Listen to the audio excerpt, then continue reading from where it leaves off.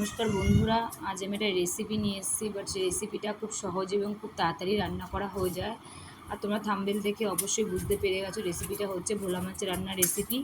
তো ভোলা মাছটাকে প্রথমে খুব ভালো করে ধুয়ে নিয়েছি, প্রায় 500 গ্রামের মতো ভোলা মাছ। তো তাতে এখন আমি নুন আর হলুদ দিয়ে ভালো করে মাখাচ্ছি।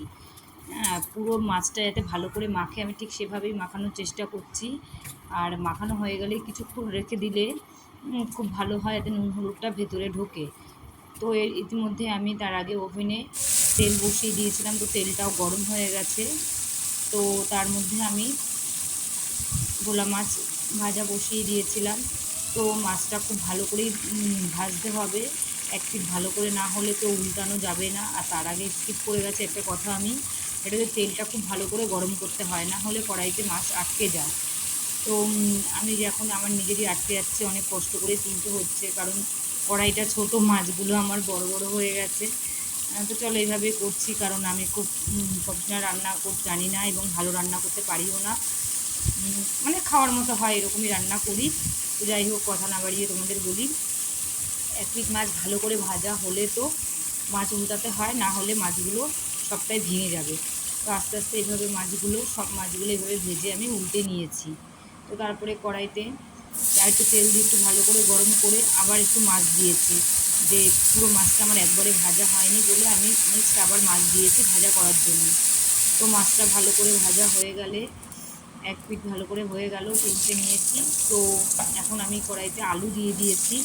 আলুটা একটু নুন হলুদ দিয়ে ভালো করে ফ্রাই করে নেব, কারণ আমি আগে থেকে একটু আলুটা না ভেজে নামালে আমার ঠিক ভালো লাগে না। আর হলুদ হলুদ লালচে টাইপের কালার হবে তো খুব ভালো লাগে দেখতে। তো এখন আমি আলুর মধ্যে একটু নুন হলুদ দিয়ে দেবো, এই দিচ্ছি নুন।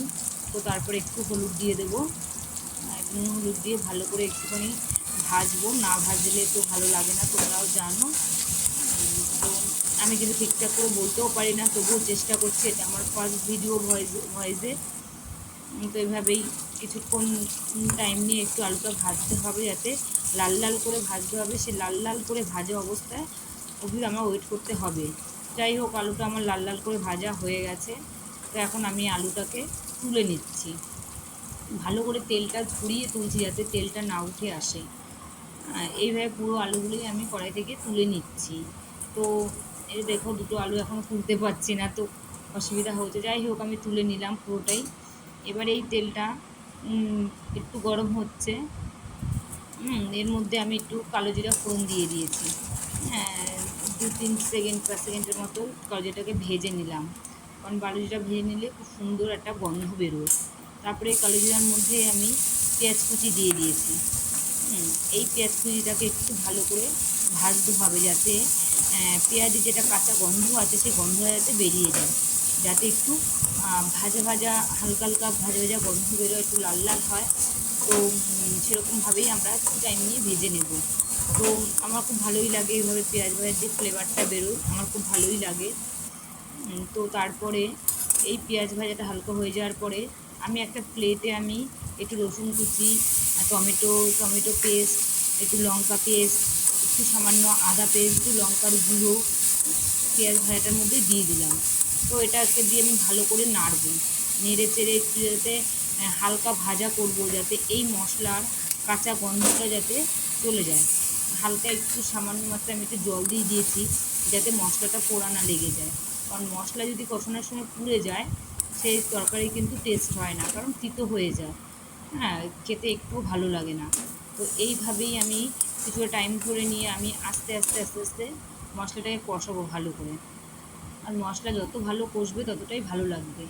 যাই হোক, তারপর আমি একটু মশলার মধ্যে নুন দিয়ে দিলাম, একটুখানি পরিমাণ হলুদ দিলাম, একটু পরিমাণ জিরার গুঁড়ো দিলাম, যেটা আমার মাছ পরিমাণ অনুযায়ী যতটুকু প্রয়োজন মশলার ঠিক সেইটুকু পরিমাণই আমি দিচ্ছি।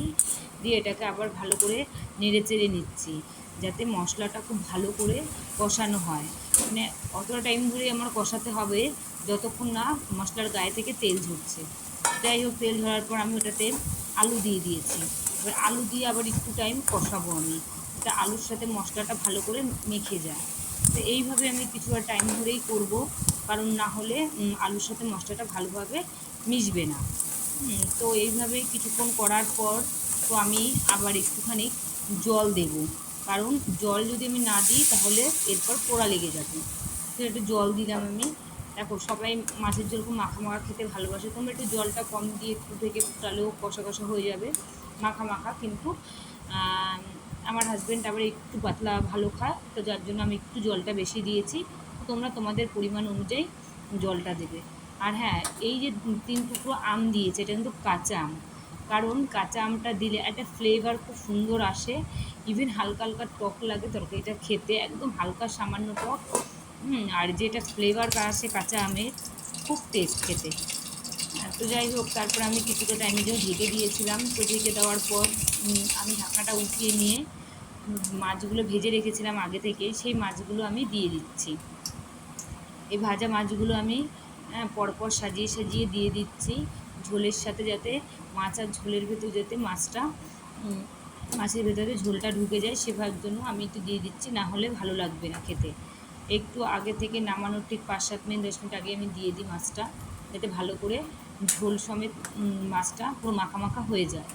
তো এই মাছটা ভালো করে ভিজিয়ে দিচ্ছি ঝোলের মধ্যে। তো কিছুটা টাইম আমি নেব, কিছুটা টাইম নেব, কিন্তু ঢেকে দেবো না এই সময় আর, কারণ ঢেকে দিলে মাছগুলো একদম নরম হয়ে গলে যাবে।